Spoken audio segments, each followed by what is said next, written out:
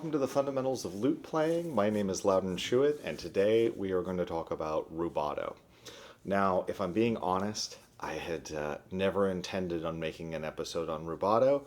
I thought it was sort of diving a little too much into personal taste and feelings about, what is artistically plausible. But I decided, you know what, I can't create a series on the fundamentals of lute playing without at least talking about rubato. Now, before we dive into what rubato is and where and how to use it, I do want to say that I'm going to say some things are personal opinions about rubato, and I'm going to use some quotes from some sources and just talk about, my feelings about how much is appropriate for different types of genres of music. But I want everyone to understand that there are players out there who use way more rubato than I like, that I still adore, that I think are amazing musicians. And so I think it's very, very important that everyone understand that just because I have, some opinions about how steady certain types of music should be, or how not steady, or when is it appropriate to use rubato or not. It's not an accusation against other musicians and their use of it. Admittedly, rubato is a very personal thing. It's like ornaments. I think, there's some brilliant players out there who I absolutely love hearing. I would use less rubato than them, but it does not diminish my love for their playing or my respect for them as musicians. So I just want to say that before we dive in, just so that, if I say some things and somebody goes, well, Laudon, he clearly doesn't like this person because this person did the opposite of what Laudon said. It's not true. I try to take in, whenever I hear somebody play, I try to take in the complete picture, and rubato is just one part of being a musician, and I think that's going to be another point today. So let's dive in. Now, I wrote a nice little section in my method book on this, and I'm going to do something I don't normally do, which is actually read from this section a little bit, just because I spent a lot of time thinking about how to say this in the right way. And so I spent a lot of time writing this out, and I think, okay, I did all that work, so I will read a little bit from my method book. And this is the section on rubato. So for those of you who do not know, rubato is an umbrella term for a variety of techniques where the exact value of a written note or notes is not strictly adhered to, generally for purposes of expression or to emphasize a particular moment. A note or notes that are altered can borrow time from a neighboring note, in which case the overall timing of the passage is still strict, or the time can simply be added or stolen, causing the passage to have more time than is written. Now, if we think about it, so we know for sure that rubato existed in the 16th century. It's discussed.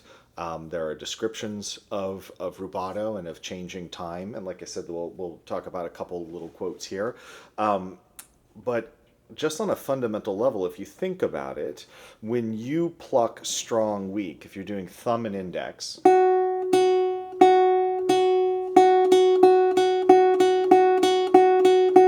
just that very fundamental part of being a lute player, the thumb being so strong and sort of loud tends to take just a little bit more time than the index. So even built into our fundamental playing, we do have rubato, and rubato can be found at all these different levels.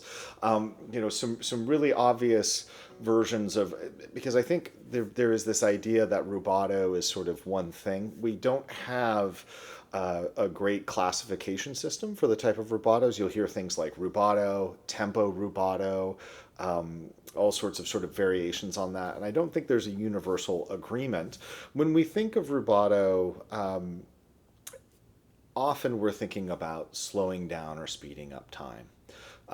But it can also be, as I said, stealing a little bit of time from an adjacent note. So if I were going one, I'll try to make this really obvious, like 1, 1, and 2, and 1, and 2. And those were written as as eighth notes. Even if we think about something like inégal, to play something unevenly, one of those notes is borrowed, and you might say, well, isn't that just a triplet? Well, it's not when it's written as an eighth note. So you have to kind of think about the way it's sort of written on the page and then how it's expressed. So let me give you an example of some rubato. So if I had something that was written as strict eighth notes, but I played it like that. It's just the opening to the little Sturt Lute book, Prelude. And I'm going to put some links in the description because I know I'm going to say some things that'll make it seem like I'm anti-rubato, but I'm going to put some links to some pieces I've recorded where I use plenty of rubato, and it shows that actually there are many places that I think it's absolutely appropriate. So rubato, as an umbrella term, you can just think of it as any deviation from the written time on the page. So whether you're keeping the pulse steady and you're just borrowing a little bit of time from an adjacent note, like I said, if you have a passage that's written in strict eighth notes, and maybe you do something where you swing it a little bit, the beat stays the same, right? If you're working with a singer, the singer can delay a note a little bit, and you're keeping things underneath sort of steady. You have your chords, and maybe it's something like, but she's coming in just a little bit late. Those high notes are coming just a little bit off of the beat. That's a form of rubato. You could also... there's some overlapping terms that occur as well. And then there are situations where we're just literally changing time, where we're just taking, maybe I'm starting like this.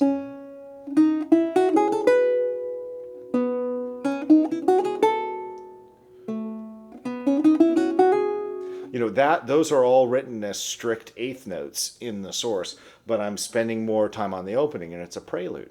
So any sort of deviation from written time, let's put it under the umbrella category of rubato. Some people will say that tempo rubato is when we change the beat. Let's say I've got a very simple chord progression and I'm just going...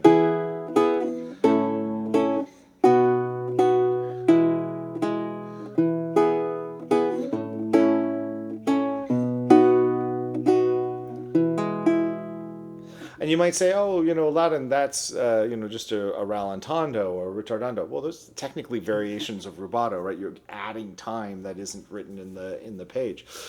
So that also falls under the category of time adjustment and playing around with it. So I don't want anyone to think that I am against rubato. Now, that said, I'm going to continue on with my page here.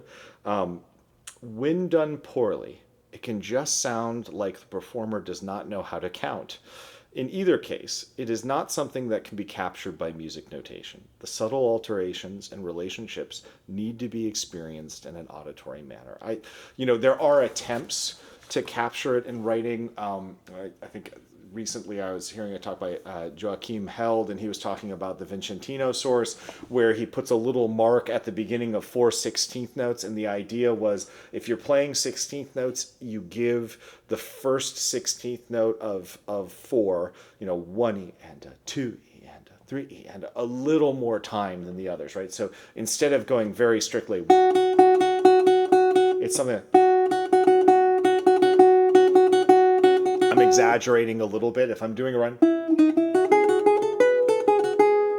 something along those lines where you're just giving those beats a little bit of extra time. So they did try to actually notate that. And there were lots of attempts at notating rubato. So I don't want anybody to think that Laudon's saying that there aren't any sources that actually show it. Rubato and time effects, sometimes they'll try to write them out, like I was showing you in that little thing where maybe I've got these parallel thirds, but we want to delay the top voice entrance, something like where the first chord I delayed together, delayed just a little bit, like with a roll, right? And if you think about it, every time you do a roll, you're technically delaying the soprano. So there's lots of built-in rubato out there. So we'll dive into the details here in a second with maybe some of the more controversial elements of rubato. So some forms of rubato are defined by their relationship to the bass or pulse. One form of rubato keeps a steady bass line, just like I mentioned, while the upper voices can arrive slightly early or slightly late. This can produce a very expressive performance and is common in jazz, folk, and other traditional styles. The second form, which is more common in Western classical music, though also can be found in Indian classical music and other art music styles from around the world. So it does seem to be a characteristic of art music, changes the actual pulse. So speeding up and slowing down according to the character of the music and the moment that is being played. So for example, if I am playing, some sort of a passage, I'm just kind of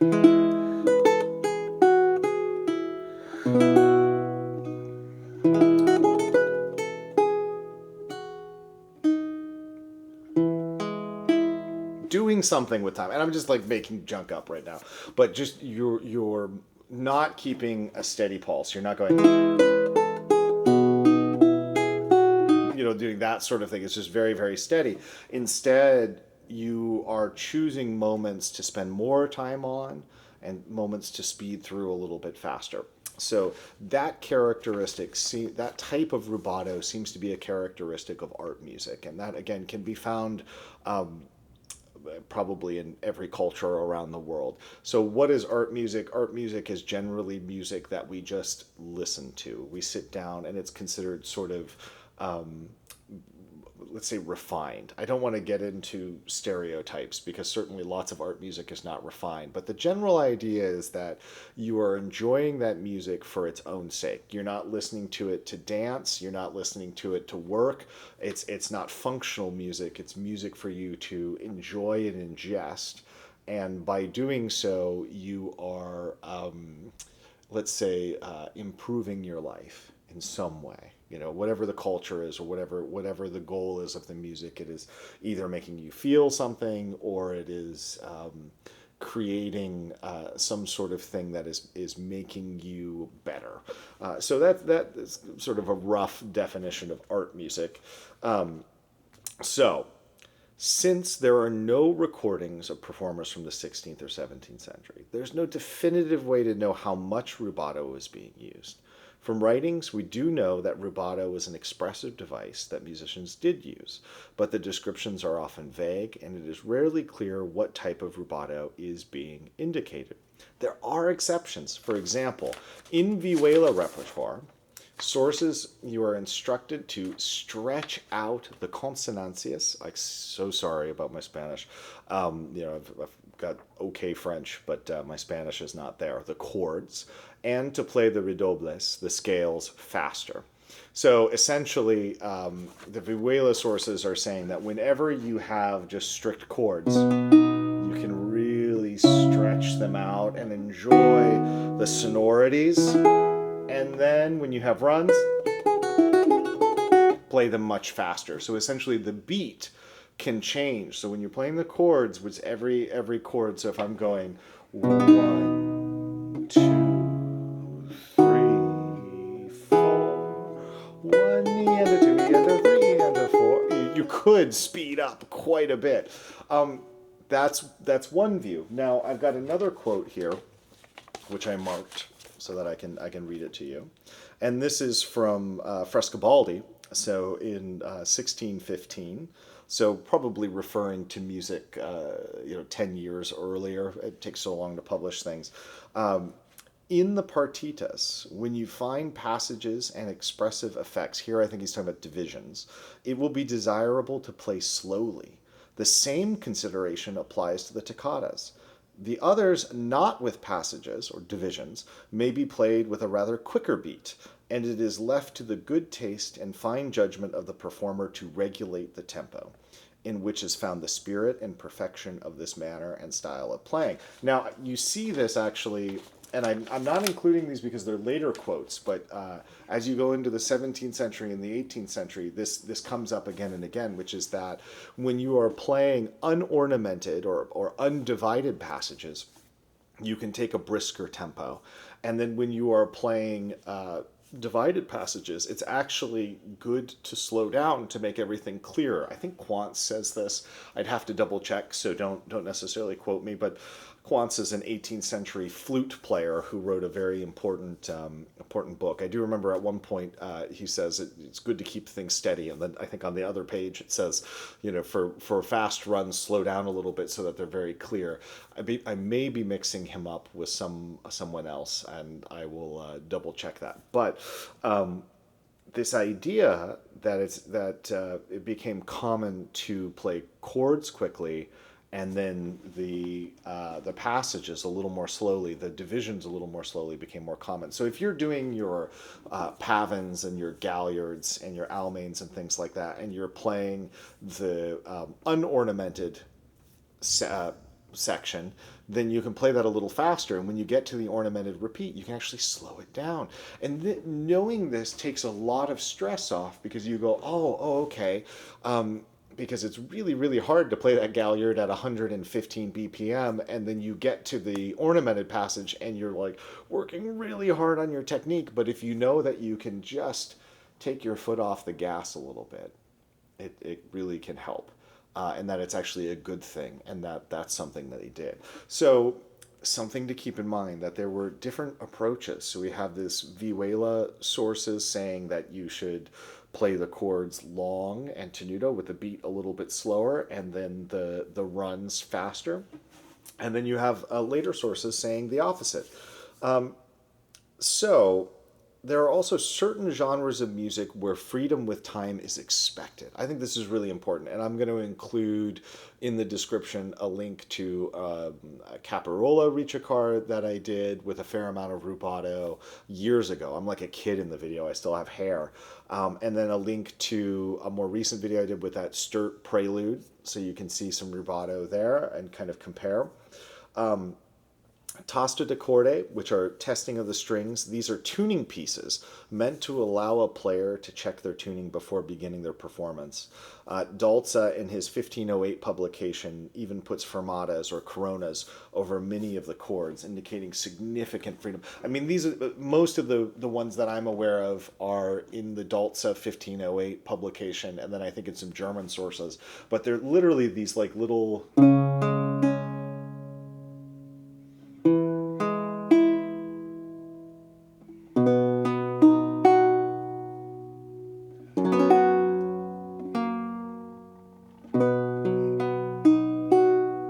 sort of chord. I mean, it's very clear that they're sort of written out.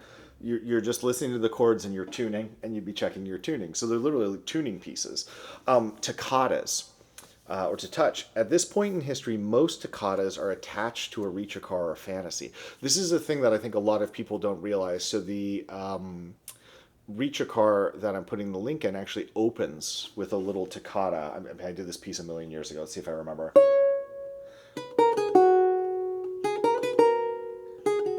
Something like that. And it's just got this little opening gesture. And so you'll often see even contrapuntal Recercars. There's a very famous Spinacino Recercar that opens, which is a contrapuntal Recercar, which means that it has imitative cannons that arrive, but it opens with this toccata. So often you'll find these toccata sections attached to Recercars and fantasies. At this point in history, most toccatas are attached to a Recercar or a fantasy, or either contrapuntal or non-contrapuntal. But like their later counterparts in the 17th and 18th century, they are meant to be played freely and serve as virtuosic introductions to the more structured and steady Recercar that follows. Some great examples can be found in the openings of Recercars by Spinacino, Capirola. Short independent toccatas can be found by Francesco da Milano, Pietro Paolo Barono, etc. in the Castellano print. There are a couple of like just hanging by themselves toccatas. The third is preludes and non-contrapuntal Recercars and fantasies. Non-contrapuntal just means that you don't have in a imitative counterpoint. When we have something like it was that's it. So versus. So it's just you have that imitation going on. That's a contrapuntal fantasy. So a non-contrapuntal fantasy might be something that's much freer. It's sort of.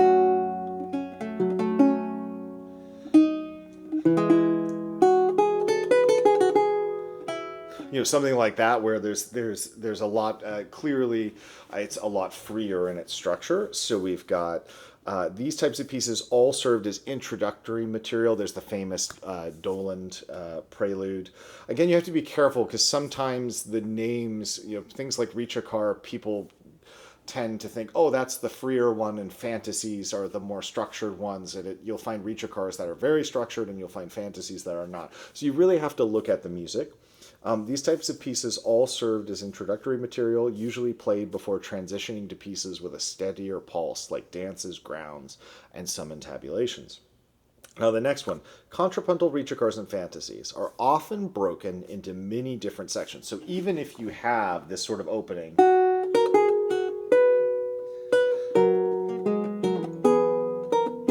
you'll have sections later on that suddenly open up and are very free. And so if you're playing a contrapuntal Recercar, a great famous example, so what is it? If you know the famous Doland one, things like that, that has huge sections where there's a lot of freedom. But in the opening, you have this fuga, this canon that's being imitated. And if you put a lot of rubato on those moments, it can really distort the imitation. It can make it a lot harder to hear that imitation. So for example, if I've got a passage like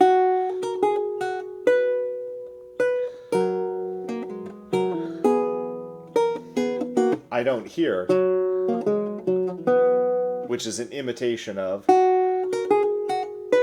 right? So if I start messing with the tempo, it can make it harder to hear that imitation. So I think, and some people may disagree with me, but I think that during those sections of a contrapuntal fantasy, it's a really good idea to keep a relatively steady beat. And everything is relative. I'm not a fan of the metronome, as you guys all know. There's always going to be small amounts of fluctuation.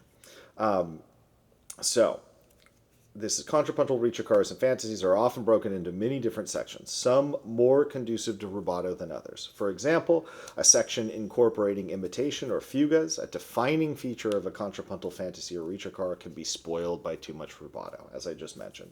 On the other hand, many open with toccatas, and there are often large sections of free counterpoint and idiomatic passages that afford significant freedom. And that's the thing. It's looking at the music and understanding where it's appropriate, especially in a fantasy, to have tempo changes, to have timing changes. And there are gray areas. There are situations where you might think, oh, during this section of free counterpoint, I think it actually sounds a lot better if it's quite strict. And then other people might say, I think there needs to be a lot more freedom in that section. And I think that just comes down to taste. Entabulations of vocal works. While most entabulations are very contrapuntal, they are often very sectional, as in madrigals and chansons. This allows the performer a lot of freedom to push and pull the tempo, but it is generally not as blatant with toccatos, preludes, and sectional. I think in that case, for example, if you're looking at Encore Che col partire by Rore, the Paladin entabulation, Jean-Paul Paladin, you may want to go and look at the text of that madrigal and decide, okay, measures 1 through 8 is talking about the lovely trees, and these beautiful birds, and all of these things, and then the next line is she left me and everything is terrible, and so that might change your ideas about what to do with the beat. Now, here's where I dive a little bit more into my feelings about rubato.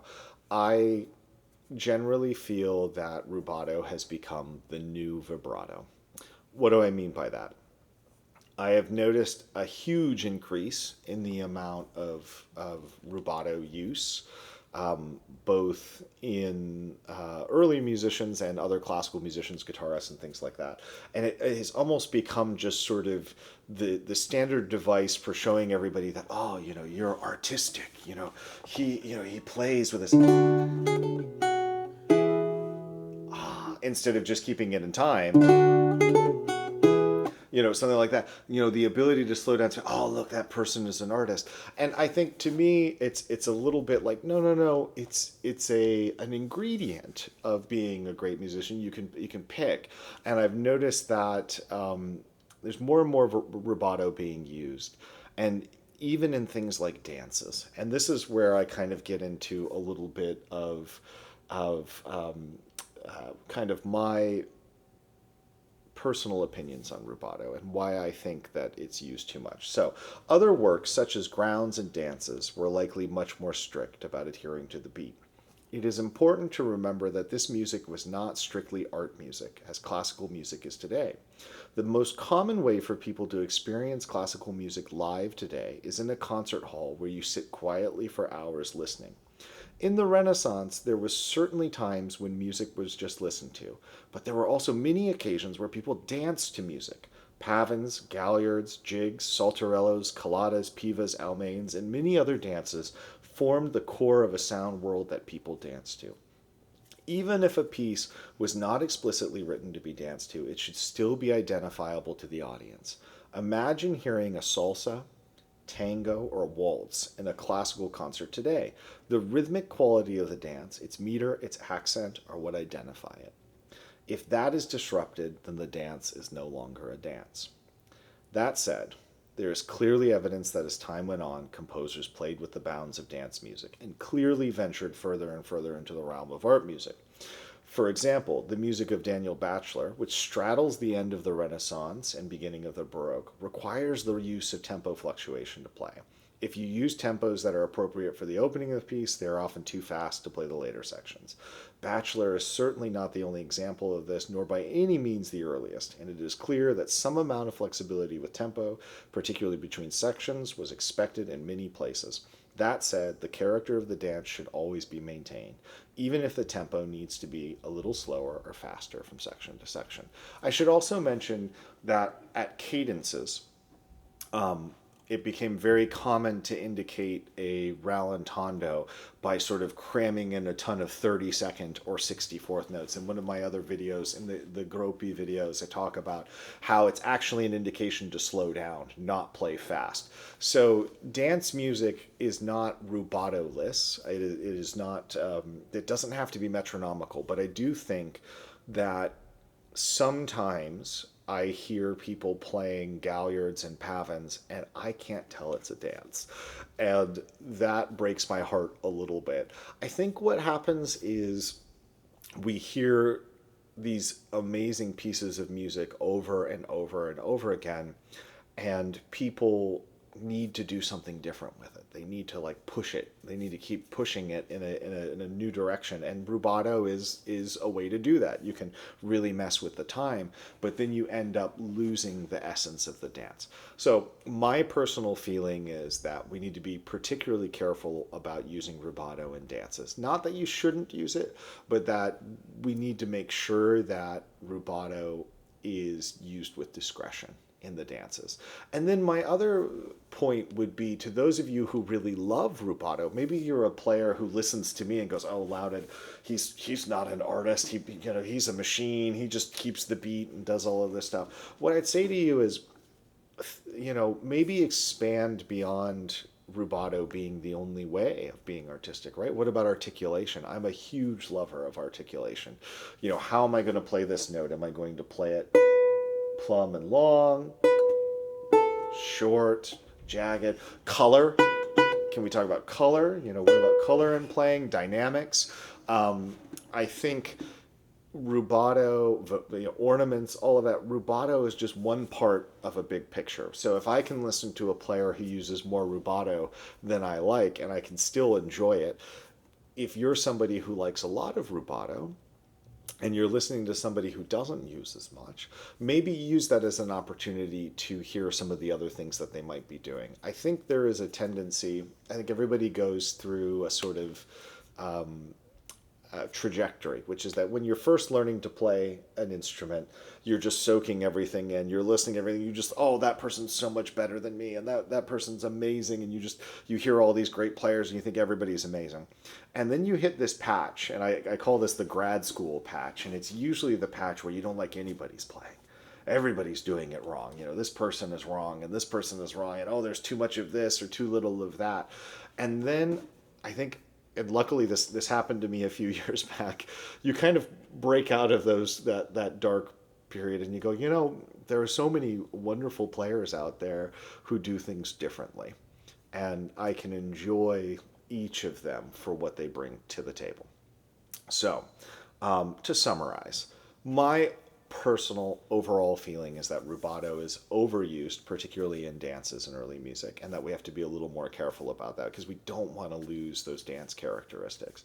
There are certainly pieces that are designed for rubato. Like I said, in the description, I'm going to include some links to me playing with a fair amount of rubato, so you can, I'm not anti rubato in any way. And I would also say that even if you take one of my stricter performances and you try to set a metronome to it, it'll probably start to deviate.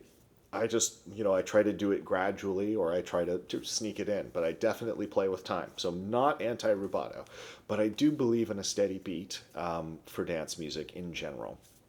And so I will advocate for that as maybe a legitimate way to perform this music, an authentic way to perform this music, with the understanding, of course, that there are always exceptions.